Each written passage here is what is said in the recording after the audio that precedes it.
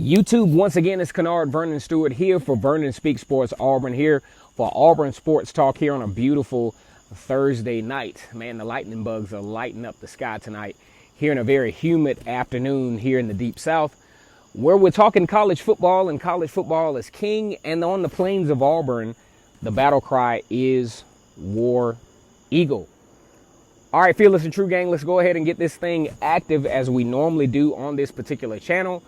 Vernon Speaks Sports Auburn, where it's always great to be an Auburn Tiger. We're going to be talking a little defense tonight for the Auburn Tigers, especially the secondary. The secondary took somewhat of a step back, especially from the pass interference standpoint.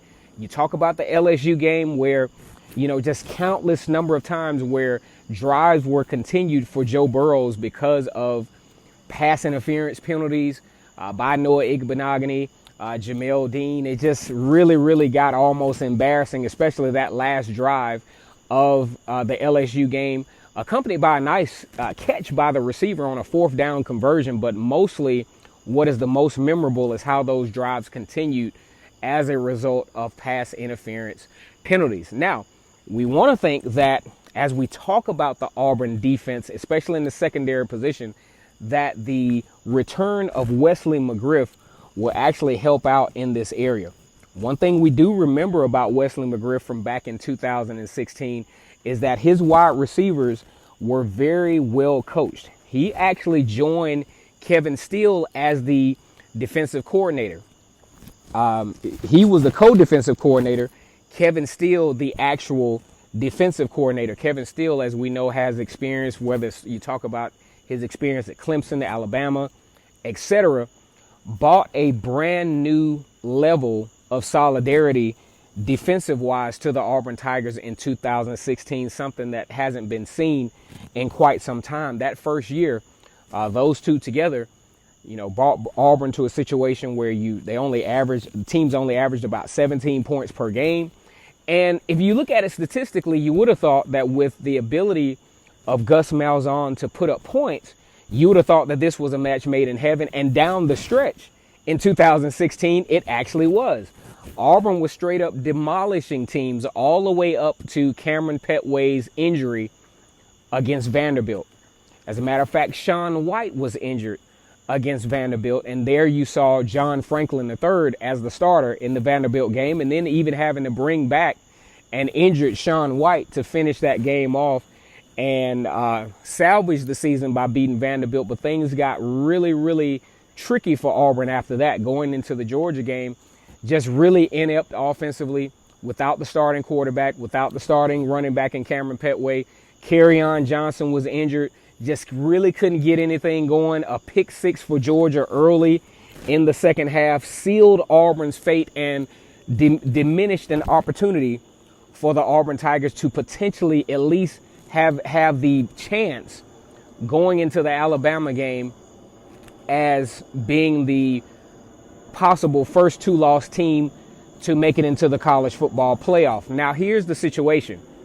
Auburn still had a tough slate, even with having the opportunity to beat Georgia. Say they do beat Georgia and then play the cupcake game in between, still have to play Alabama.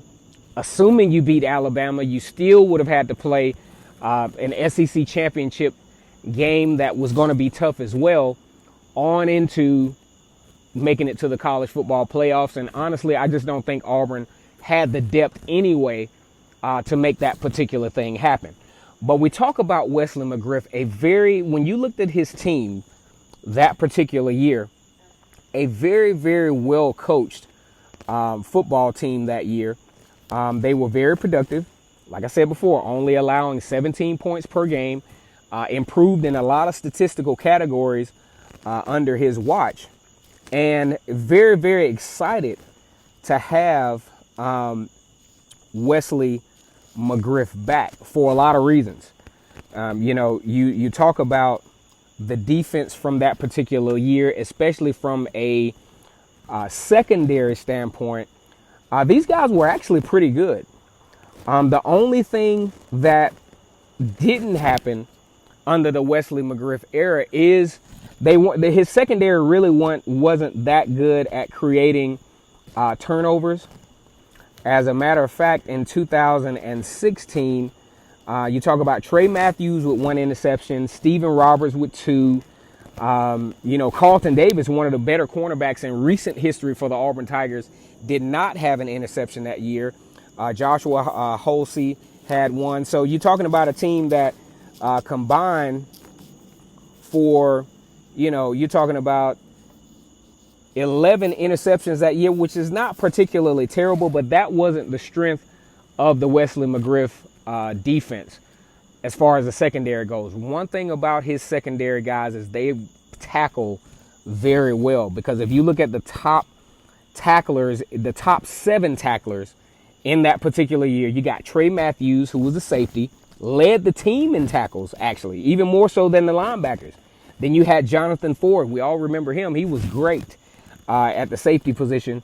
Had 64 tackles. Steven Roberts had 57.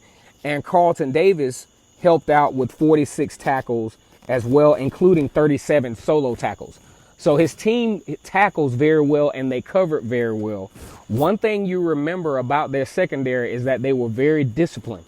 Very rarely, if ever, did you see a Wesley Mcgriff coach secondary just grossly out of position.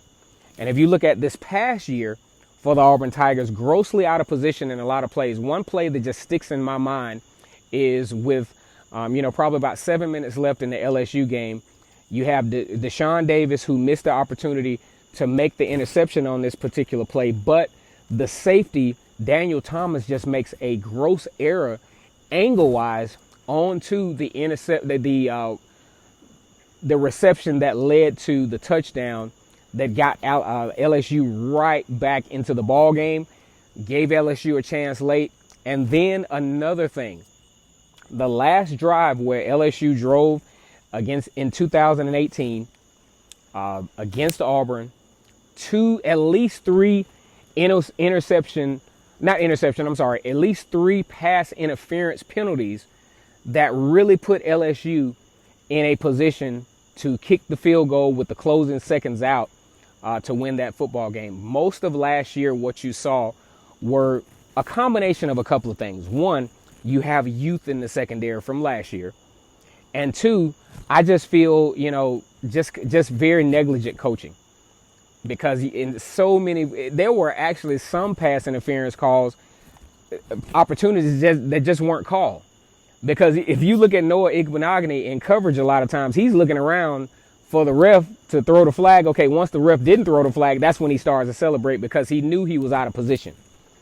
So that's something that we can look forward to from Wesley Mcgriff. He's very detail-oriented. He does a great job of coaching his cornerbacks. But one thing he will have an advantage of is, I still believe, I'm an advocate of this, of the fact that Auburn will be a lot more athletic at the linebacker position. You're not going to just be able to cave down the defensive line and attack the edge with Auburn anymore. Not with the athletes that they have now, with Zacoby McClain, Owen Papo, and led in the middle at that Mike linebacker with KJ Britt. So we got to look out for this thing, man. Wesley Mcgriff's return is huge for the Auburn Tigers. He had great results during his tenure as the secondary coach, as well as the co-defensive coordinator for the Tigers. He signed a 2-year contract, I think it was, for $325,000. And we're going to see where this thing heads. But we can look forward, at least if his past track record is any indication, that Wesley Mcgriff is going to really, really help to upgrade this secondary from last year to this year for the Auburn Tigers. We're talking college sports in the Deep South, where college football is king. Auburn Sports Talk here on a Thursday night. Hope you guys enjoy the rest of your afternoon. And as always, here on Vernon Speaks Sports Auburn, it's great to be an Auburn Tiger, War Eagle.